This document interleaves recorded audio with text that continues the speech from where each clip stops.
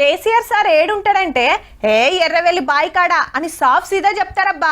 పెద్ద సార్కు పచ్చదనం అన్నా సల్లగాలన్నా మస్తు పాయిరం.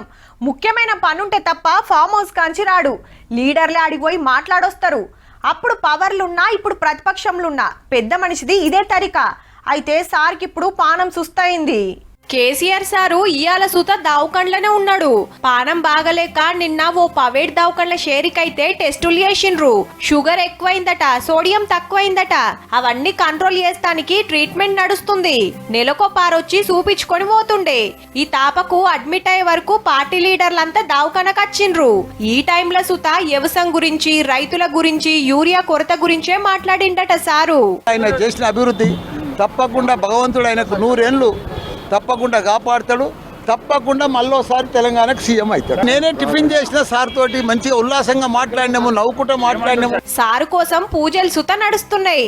సీఎం రేవంత్ రెడ్డి సారు నిన్ననే డాక్టర్లు, ఆఫీసర్లతోటి మాట్లాడి మంచి వైద్యం అందించాలని ఆర్డరేసిండు. అన్ని పార్టీల లీడర్లు కూడా కేసీఆర్ సారు జప్పున కోలుకోవాలని కోరుకున్నారు.